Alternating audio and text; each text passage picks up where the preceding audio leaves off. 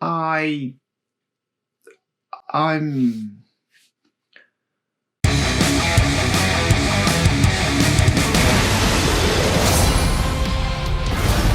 Got the diversion covered, so now's your time to shine. I'll give it my all! Woohoo! Slice them and dice them!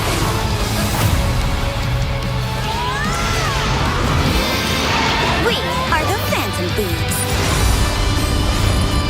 Let's finish this for good!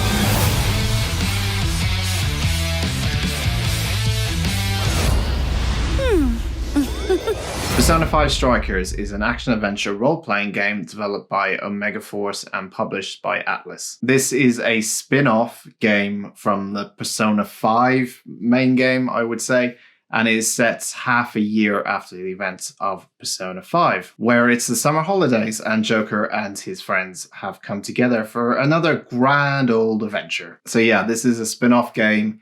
This is nothing new when it comes to the Persona series. They did even like a rhythm-based game during the Persona 4 days as well. So having a spin-off game is nothing completely new when it comes to the Persona series, essentially. And this one is being developed by the guys that made Dynasty Warriors. You remember that game? You remember that long, I think it's still going, series of games where you beat the living shit out of a bunch of armies with like a stick and stuff as one sole person? I remember those days. So I was interested to see if this was going to go down a very similar path, I would say, with the Dynasty Warriors games and just move that into the Persona universe. I've played the Dynasty Warrior games in the past. I can't remember the last time I played one, but I know there's a ton of them. Still like a very loyal fan base to that whole series as well. And I like them. I like a couple of them, not all of them. Some of them are a bit eh. I think the most recent one I played was a bit eh. But I kind of enjoyed them, so I was interested to see how they were going to mix that up with the Persona universe, with a universe and a game, Persona 5, that I absolutely love. So a few months ago, I actually reviewed Persona 5 Royal Edition, and it's one of only about 5 or 6 games that I've given a 10 out of 10 to. The very illustrious 10 out of 10 on Hi, My Name is Dan. A very hard thing to achieve indeed on this channel. First off, this is a game for the fans. This is 100% a game for the fans. It's obviously set half a year after the events of Persona 5.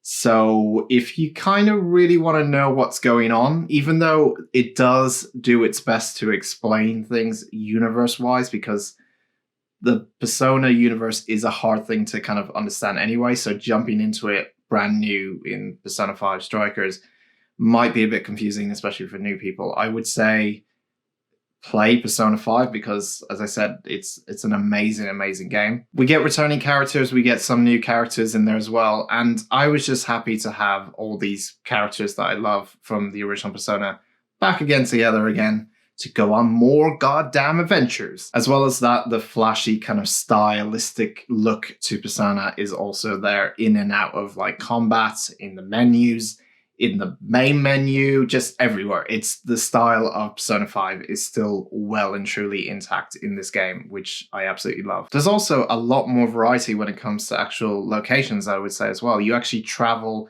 kind of across Japan throughout the game. You don't really just stay in the same old location you do at the start. So it adds a little bit more variety than what was just in the first game in Persona 5. And the game, I would say, is a lot more streamlined. It's a lot more easier to get into. That's mainly down to kind of its gameplay and the change in its kind of gameplay from the original Persona 5, I would say.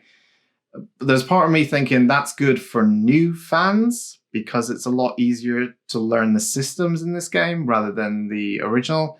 But at the same time, you kind of need to really know the story beforehand to understand what's going on in the story. And trust me, the story plays a major part in this game. I think my main positive from Persona 5 Strikers was that I had an extended story, more story with these characters. They just get to go on more adventures. There's more things they get to do as the Phantom Thieves, and that's great because, I mean, there's tons of it in Persona 5. Like, that game is the longest game I've ever played in my life, it seems like. But if you wanted a bit more, it's there, and that kind of same quality, that same banter, I guess. I hate using the word banter, but that same kind of banter and stuff within the group dynamic is still there. Returning characters, the same voice actors are there. I think there's actually a lot more voice acting in this as well. So now I'm going to get into things that, and before I say this, like, I know I'm probably going to get a lot of negative feedback because I know a lot of people really, really enjoy this game. You know, it's sold quite well. It's got really good reviews. It's got, I think, very positive review on Steam. It's out on PC, which is great. Persona game is out on PC. That's fantastic. I want to preference this that I love the original Persona 5, and I tried not to compare it to this game to that game and stuff. And I really tried to love this game. I really tried to get into it. Trust me when I say this, I had many, many, many attempts to try and like this game, to try get the game to click for me, because I love this universe. I love the story. I love the characters. Why wouldn't I want to love it? Here's my reasons why. So the downtime in Persona 5 Strikers is non-existent, to be honest. And what I mean by that was, and again, I'm not really trying to compare it to the original Persona 5, but it does have time when you can go out and explore, you know, the kind of outside world, not the metaverse or anything like that, not the palaces or the jails as they're referred to in this game. There is downtime in this game. It actually allows you to kind of go out and explore different areas, you know, real world areas, essentially. All they're used for is for buying items. There's just different shops you can buy items from, and you can go to the Velvet Room and things like that to upgrade your personas and things like that. But the social and the classroom activities, because it is set during the summer holidays, this game, they're gone.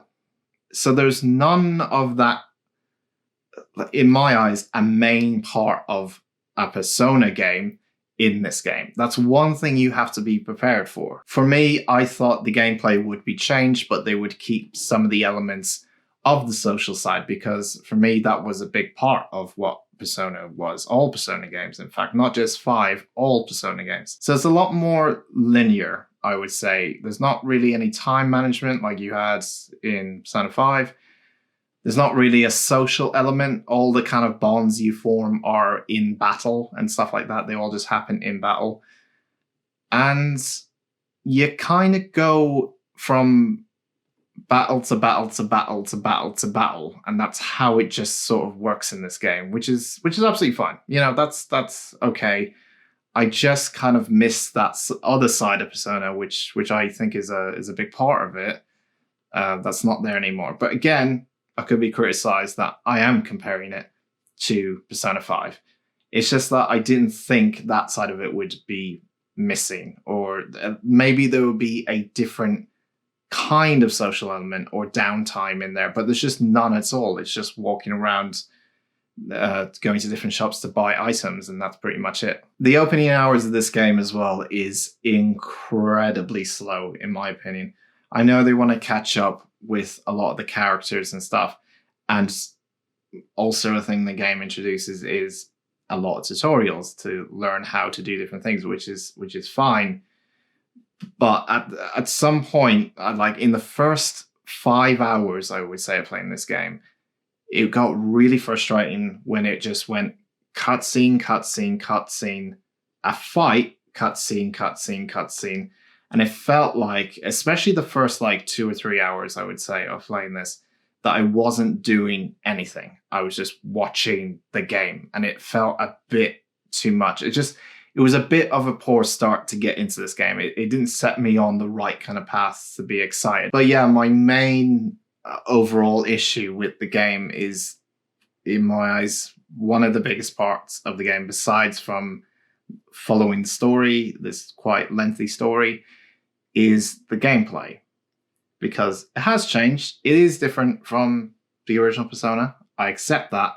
And yes, it is like a Dynasty Warriors game. In a kind of third-person action RPG-ish brawler kind of style. And I tried to like it. Trust me, I tried to get into this. And as I said, I've played kind of Dynasty Warrior style games before. Some I liked, some I didn't.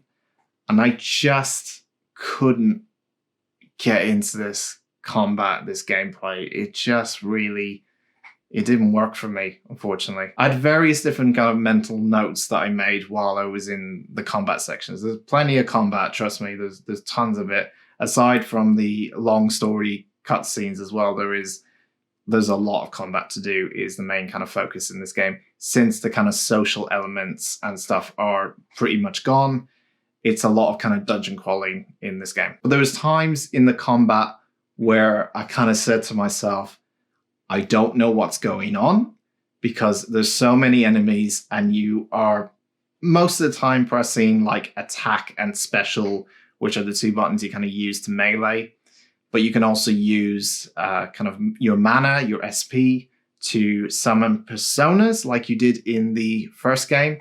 Except when you summon personas, they're kind of like a power that works in an area in front of you. They're not actually changing your powers, essentially. It's more or less like a special attack you can use, and you can only use them a certain amount of times in battle until you run out of SP and stuff like that. But a lot of it felt very mind-numbing, and it felt very button mashy to me. It felt very much like I just was swinging around, hitting the melee all the time, not really paying much attention, although I try to pay some attention, but there is so much going on in the screen at once that you can't, it's really hard to pay attention, especially when there's like a bazillion health hearts above all the enemies and stuff.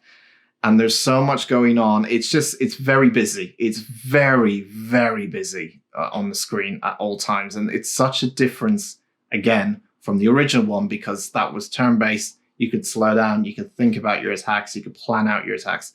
This was full on, absolutely full on, which is absolutely fine. I kind of expected that.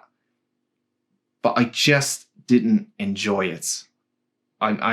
I tried to, trust me, I really, really tried to enjoy it. And I couldn't get into the combat. I just didn't enjoy it at all. It wasn't really fun for me. Again, I wasn't just trying to compare the old game. I was just trying to see if this new style was going to be exciting and stuff. And I felt like it wasn't there. The excitement wasn't there. Getting personas and using personas, the excitement of that wasn't there. And a lot of it was just button mashing, looking for prompts on screen just wherever I could see them, because there's so much going on. In actual fact, the kind of best bits I found in this game in terms of the combat was when there wasn't loads of enemies. In fact, there was just one enemy, and you could fully concentrate on that one enemy, usually in boss battles and stuff like that. I found them the most enjoyable because the screen wasn't as busy as it normally was throughout the game. I get having that very spectacle kind of fighter element to it, where there's loads of enemies running at you and stuff, and there's so much going on the screen that it's just like, whoa, it's amazing and stuff. But to me, it just felt messy. It felt really, really messy. And I think the overall thing was I just didn't enjoy it. I didn't get any fun out of it, besides like the music kicking in, which, you know, as I said before, it keeps its kind of flashy style, including its music, which is absolutely fantastic. Some re-recordings of the original tracks on Persona 5 were here. That's great. That's fantastic. I just never got into it. It never really clicked with me at any point. And I played this game for hours and hours and hours trying to get into it, and it just, I don't know what I can say. It just never did, unfortunately. I'm kind of disappointed, not in the game, but more or less myself, in a way, as strange as that sounds. Like, I understand it's a spin-off game, and it's not going to be like the original one. And I've come to accept that now. That's fine. And I also understand that other people will like this game and have liked this game. And that's absolutely fine. I'm just coming to accept that this is just not a game for me, no matter how many times I try to sit down with it and like it. Even though I appreciate having like an extended story, and that part for me was the most interesting part, having more Persona story, great. But it's just not a game for me. And there may be others like me, like this, And that's okay too. And listen, if you like this game and you think I'm talking absolute nonsense and stuff, which I'm sure many of you are probably saying now, that's fine. Okay, I understand people will like this game. Some people will like this game. Persona 5 Strikers is just not my kind of game, and that's okay. But I'd be lying if I said I really enjoyed this game. I think it was okay from my experience, but that's merely down to the combat. It just never really clicked with me, unfortunately. I'm going to give Persona 5 Strikers a 6 out of 10. I don't know if you can hear that, but it sounds like 5 foxes and maybe possibly a cat are getting into a fight outside. This has been going on for 15 minutes. And I can't finish this video. Fun fact, Sherlock here was nearly called Morgana. You would have been so cute being called Morgana. Also, if you talked, I don't think me and you could be friends because I think you're quite annoying.